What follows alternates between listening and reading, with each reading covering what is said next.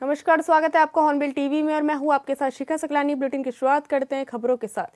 छठ पूजा का तीसरा दिन मुख्य रूप से निर्जला व्रत रखते हुए अस्त होते सूर्यदेव को अर्घ्य दिया जाता है। ये एकमात्र त्योहार है जिसमें अस्त होते हुए सूर्यदेव की पूजा और उनको अर्घ्य देने की परंपरा होती है। फिर अगले दिन सूर्योदय पर अर्घ्य देकर व्रत का पारण होता है। छठ का पर्व बड़े ही धूमधाम के साथ मनाया जा रहा है। राजधानी देहरादून में भी इस पर्व को शानदार तरीके से मनाया जा रहा है और ऐसे में सूर्य को अर्घ्य भी दिया गया। आपको दिखाना चाहेंगे कि तैयारियां यहाँ पर बाकायदा की गई थी और तमाम जो लोग हैं वो यहाँ पर पहुँचे हुए थे। और आज छठ का पर्व जिस तरह से मनाया भी जा रहा है, क्योंकि यहाँ पर धूम भी देखी जा रही है, पटाखे फोड़े जा रहे हैं, साथ ही डीजे लगाए गए हैं। और ऐसे में तमाम जो बिहार से लोग यहाँ पर मौजूद हैं वो इस पर्व को बड़ी धूमधाम के साथ मनाते हैं और हर्षोल्लास के साथ इस पर्व को मनाया जाता है। और ऐसे में देखा भी जा सकता है कि तमाम महिलाएं वहाँ पर मौजूद हैं। पूरी तरह से जो टोकरियाँ हैं, जो फल फ्रूट्स की टोकरियाँ हैं, वो भी सजा दी गई हैं। केलों के पेड़ से इसको सजाया गया है और ये बताया भी जाता है कि नहाय खाए के साथ इस पर्व की शुरुआत होती है। अगले दिन खरना होता है और अध्याय दिया जाता है सूर्य को, तो वो भी दिया गया है। और अब पूरे तरह से रंग में रंगते हुए छठ मैया के वो नज़र आ रहे हैं और छठ माता से मनोकामना भी इस दौरान मांगी जाती है और ताकि मनोकामना उनकी पूरी हो सके। और काफ़ी बड़ी मान्यताएं हैं। बिहार के तमाम जो लोग हैं वो इस पर्व को मनाते हैं और पटाखे भी देखा जा सकता है कि पटाखे यहाँ पर फोड़ रहे हैं। और हालांकि तैयारियां भी काफ़ी की गई थी और बड़ी संख्या में जो लोग थे वो पहुँचे हुए थे और तैयारियां भी साफ तौर पर देखी जा सकती हैं कि काफ़ी जो लोग हैं वो यहाँ पर पहुँचे हुए हैं। मनमोहक जो नज़ारा है वो नज़र आ रहा है और महिलाओं ने इसके लिए व्रत भी किया है और तैयारियां यहाँ पर साफ तौर पर देखी जा रही है और सूर्य को अर्घ्य भी दिया गया है। ये ऐसा एक पर्व है एकमात्र जहाँ पर डूबते हुए सूर्य को भी अर्घ्य दिया जाता है। हॉर्नबिल टीवी के लिए देहरादून से विशाल गर्ग। वहीं इस बीच बड़ी खबर रुड़की से है, जहां योगेश प्रमुख पर जानलेवा हमले का मामला है। पुलिस ने 2 आरोपियों को गिरफ्तार किया है। पुलिस ने सुमित राजन नाम के आरोपियों को दबोचा है। पुरानी रंजिश में योगेश प्रमुख पर हमला किया गया था। हमले का वीडियो वायरल होने के बाद पुलिस सक्रिय हुई और योगेश प्रमुख को इलाज के लिए हायर सेंटर रेफर किया गया था। आपको बता दें कि मामले में 2 आरोपियों को गिरफ्तार किया गया है। पुलिस ने सुमित राजन नाम के आरोपियों को दबोचा है। पुरानी रंजिश में योगेश प्रमुख पर हमला किया गया था। हमले का वीडियो वायरल होने के बाद पुलिस सक्रिय हुई और 2 आरोपियों को पुलिस ने गिरफ्तार किया है। आपको बता दें कि पुरानी रंजिश में योगेश प्रमुख पर हमला किया गया था। पुलिस ने वीडियो वायरल होने के बाद मामले का संज्ञान लिया और 2 आरोपियों को गिरफ्तार किया है।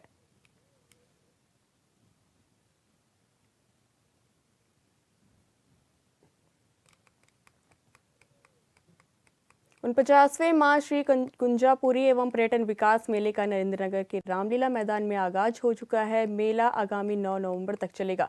मेले का उद्घाटन सूबे के सीएम पुष्कर सिंह धामी, वन मंत्री सुबोध उनियाल ने किया। मेले में सांस्कृतिक कार्यक्रम समेत खेलों की धूम रही। मेले की शुरुआत मां कुंजापुरी मंदिर में विधिवत पूजा अर्चना के साथ की गई। मेले की शुरुआत से पहले सीएम धामी ने विभागों के लगाए गए स्टॉलों का भी निरीक्षण किया।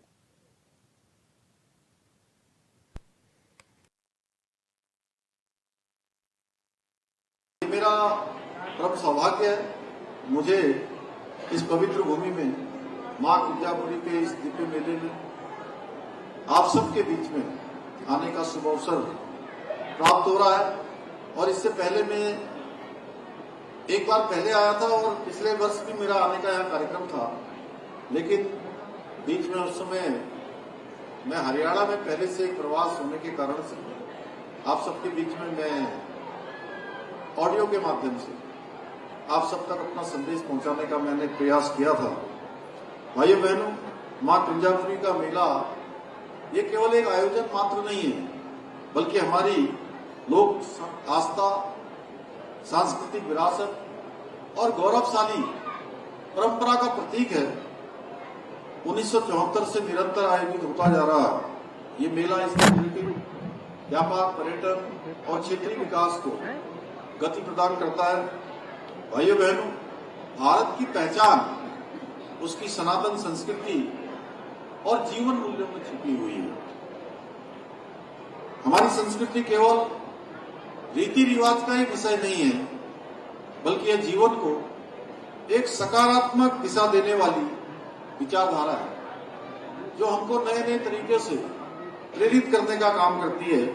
हमें अपनी परंपराओं पर गर्व होना चाहिए, हमें अपनी संस्कृति पर गर्व होना चाहिए, क्योंकि ये हमारी सभ्यता की सबसे बड़ी शक्ति है। भाइयों बहनों, हमारे मेलों और त्योहारों का महत्व केवल मनोरंजन के लिए नहीं, बल्कि सांस्कृतिक शिक्षा, सामाजिक समरसता, आध्यात्मिक और आर्थिक उन्नति का भी एक बहुत बड़ा माध्यम है। हमें मिलकर ये सुनिश्चित करना होगा कि हमारी आने वाली पीढ़ियां भी हमारी इन परंपराओं को और मेलों की गरिमा को समझे और पीढ़ी दर पीढ़ी इसको आगे बढ़ाने का काम करें, इस परंपरा को संरक्षित और संवर्धित करने का काम करें। क्योंकि जब युवा पीढ़ी अपने परंपराओं से, नैतिक मूल्यों से जुड़ेगी, तभी हमारी ये वर्षों वर्षों से चली आ रही हमारे पूर्वजों की संस्कृति जीवित रह सकती है। भाइयों बहनों, आज आदरणीय प्रधानमंत्री नरेंद्र मोदी जी के नेतृत्व में भारत की गौरवशाली सांस्कृतिक विरासत को संवारने का और सहेजने का काम बहुत शानदार तरीके से देश में किया जा रहा है। चाहे वो अयोध्या में भगवान श्री रामचंद्र जी का भव्य दिव्य मंदिर बनना हो, काशी विश्वनाथ का कॉरिडोर बनना हो, महाकाल लोक का निर्माण हो, या फिर हमारे ही देवभूमि उत्तराखंड में बद्रीनाथ का मास्टर प्लान हो, या केदारनाथ धाम का नव निर्माण पुनः निर्माण हो। आज हमारी धार्मिक धरोहरों को संवारा भी जा रहा है, सजाया भी जा रहा है। उसे चंद शब्दों में व्यक्त करना बहुत कठिन है। आदरणीय प्रधानमंत्री जी के मार्गदर्शन में हमारी सरकार भी उत्तराखंड के समग्र विकास के लिए प्रतिबद्ध होकर साथ साथ धार्मिक स्थलों के नवनिर्माण और पुनः निर्माण और हमारी पहचान को संरक्षित और संवर्धित करने का संकल्प लेकर निरंतर कार्य कर रही है। आज जहां एक और राज्य के शहरों से लेकर सुदूरवर्ती क्षेत्रों तक इंफ्रास्ट्रक्चर को मजबूत करने के लिए अनेक कार्य किए जा रहे हैं, वहीं हम अपनी राज्य की समृद्ध सांस्कृतिक विरासत को सुरक्षित रखने के लिए भी और उसको संवारने के लिए निरंतर कार्य कर रहे हैं। हम केदारखंड और मानसखंड दोनों ही क्षेत्रों के मंदिरों के पुनरुद्धार और सौंदर्यीकरण हेतु प्रयास कर रहे हैं। भाइयों बहनों, पलायन हमारी एक बहुत बड़ी समस्या है। हमारे नौजवान, हमारे युवा अपनी पढ़ाई लिखाई करने के बाद सबसे बड़ी चुनौती अगर किसी का सामना उनको करना पड़ता है तो पलायन का करना पड़ता है। पलायन को रोकने तथा स्थानीय अर्थव्यवस्था और पर्यटन को बढ़ावा देने के लिए हम अनेक महत्वपूर्ण योजनाओं पर कार्य कर रहे हैं। यहाँ हमने एक जनपद दो उत्पाद योजना के माध्यम से स्थानीय आजीविका को बढ़ावा देने का काम किया है। वहीं हाउस ऑफ हिमालय ब्रांड ने हमारे स्थानीय उत्पादों को आज देश के अंदर और धीरे धीरे विश्व के अंदर भी व्यापक पहचान दिलाने का काम किया जा रहा है। इसके अतिरिक्त हम state millet mission, farm machinery bank, apple mission, नई पर्यटन नीति, नई फिल्म नीति, होम स्टे और बेड इन उत्तराखंड जैसी नीतियों के माध्यम से स्थानीय अर्थव्यवस्था को मजबूती प्रदान करने का कार्य कर रहे हैं। रुकते एक छोटे से ब्रेक के लिए आप बने रहिए हमारे साथ।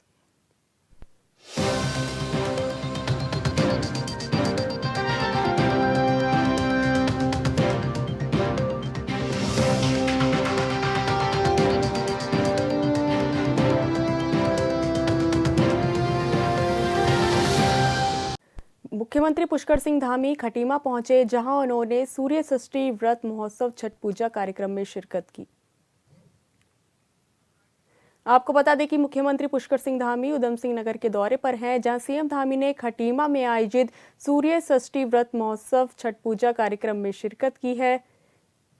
इस दौरान बड़ी संख्या में लोग मौजूद रहे। आपको बता दें कि सीएम धामी खटीमा दौरे पर हैं। उधम सिंह नगर जिले के खटीमा दौरे पर सीएम धामी है और उन्होंने सूर्य षष्ठी व्रत महोत्सव छठ पूजा के मौके पर आयोजित कार्यक्रम में शिरकत की। इस दौरान उनका भव्य स्वागत किया गया। बीजेपी कार्यकर्ता और तमाम लोगों ने सीएम धामी का भव्य स्वागत किया। सीएम धामी ने आयोजित सूर्य षष्ठी व्रत महोत्सव छठ पूजा कार्यक्रम में शिरकत की। इस दौरान सीएम धामी ने भी अर्घ्य दिया। बता दें कि सूर्य षष्ठी व्रत महोत्सव छठ पूजा का आयोजन खटीमा में किया गया, जहां मुख्यमंत्री पुष्कर सिंह धामी ने शिरकत की और सूर्य षष्ठी व्रत महोत्सव छठ पूजा के दौरान कार्यक्रम में शिरकत की और सूर्य को अर्घ्य दिया।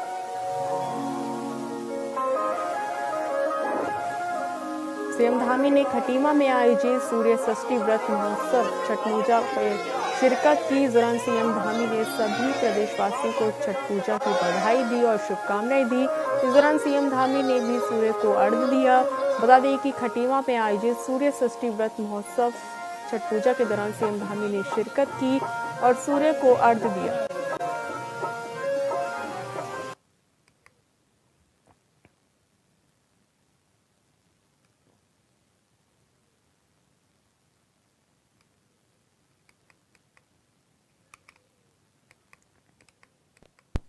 सोमवार को देहरादून के राजीव गांधी नवोदय विद्यालय तपोवन रोड नाला पानी में सांसद खेल महोत्सव कार्यक्रम का आयोजन किया गया, जिसमें सीएम पुष्कर सिंह धामी ने मुख्य अतिथि के रूप में प्रतिभाग कर कार्यक्रम का शुभारंभ किया।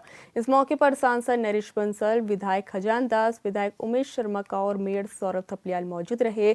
कार्यक्रम को संबोधित करते हुए सीएम धामी ने कहा कि प्रतिभाओं को खोजकर नशा मुक्ति समाज की ओर बढ़ाना उद्देश्य है। कार्यक्रम के बाद सीएम धामी ने मीडिया से बात कर कई आगामी विषयों की जानकारी भी दी।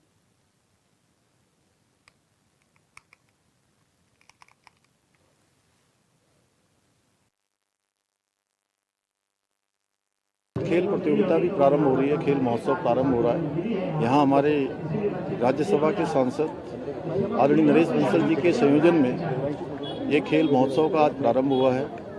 निश्चित रूप से इस खेल महोत्सव के माध्यम से हमारे सभी खिलाड़ियों को, छात्रों को, छात्राओं को अपनी प्रतिभाओं का प्रदर्शन का अवसर मिलेगा, खेलों के क्षेत्र में आगे बढ़ने का अवसर मिलेगा और हम राज्य के अंदर प्रधानमंत्री जी की प्रेरणा से खिलाड़ियों के उत्थान के लिए, उनको आगे बढ़ाने के लिए जहां हमने नई खेल नीति प्रारंभ की है, मुख्यमंत्री उदयमान खिलाड़ी योजना प्रारंभ की है, हम राज्य के 8 प्रमुख शहरों में 23 खेल अकादमियों का निर्माण भी कर रहे हैं, खेल लीगेसी प्लान भी बना रहे हैं, जिसमें हमारे 1000 खिलाड़ी प्रतिवर्ष वहाँ से प्रशिक्षित होकर निकलेंगे। और इस वर्ष राष्ट्रीय खेलों में हमारे राज्य के खिलाड़ियों ने बहुत अच्छा प्रदर्शन किया।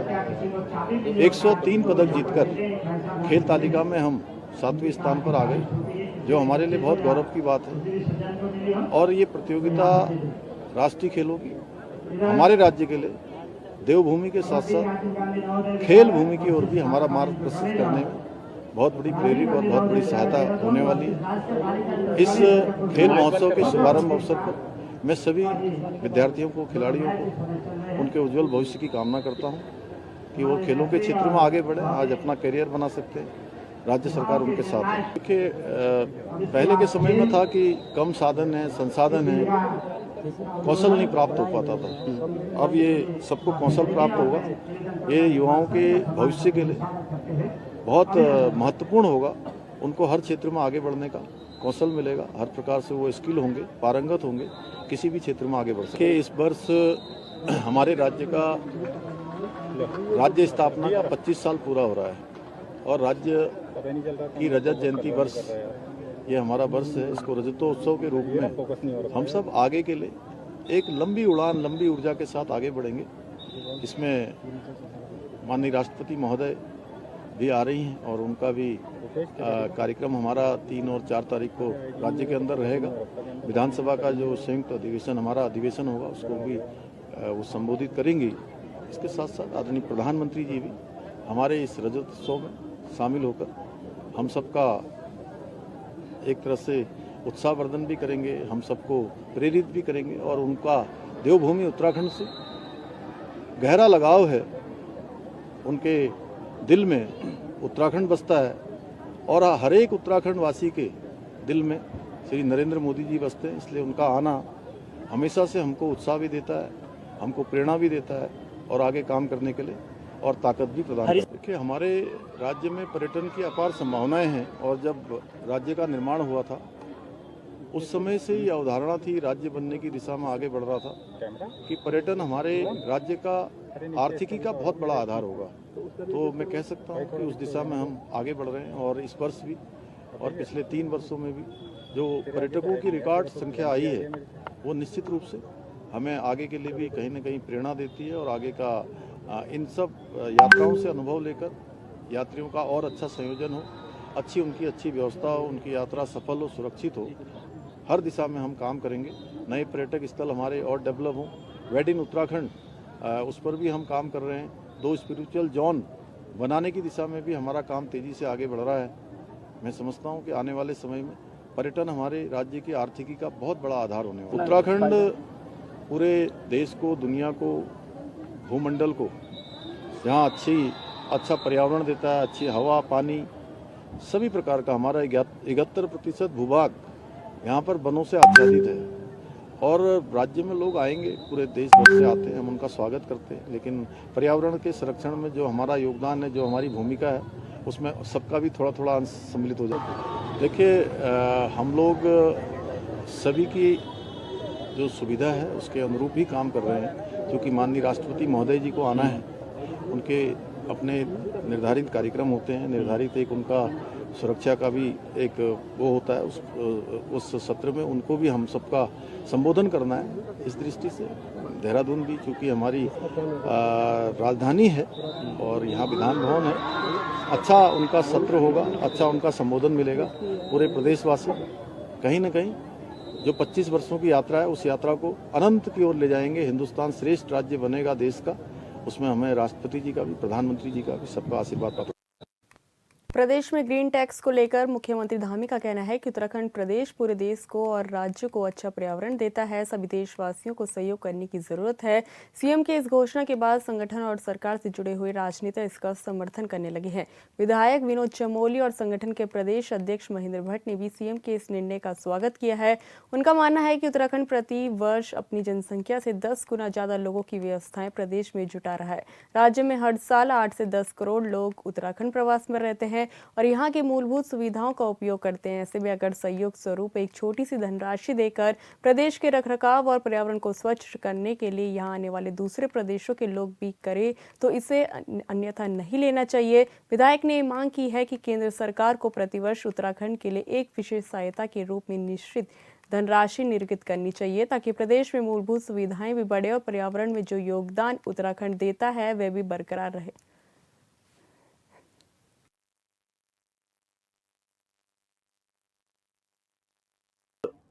पूरे देश को, दुनिया को, भूमंडल को जहाँ अच्छा पर्यावरण देता है, अच्छी हवा, पानी, सभी प्रकार का हमारा 71% भूभाग यहाँ पर वनों से आच्छादित है।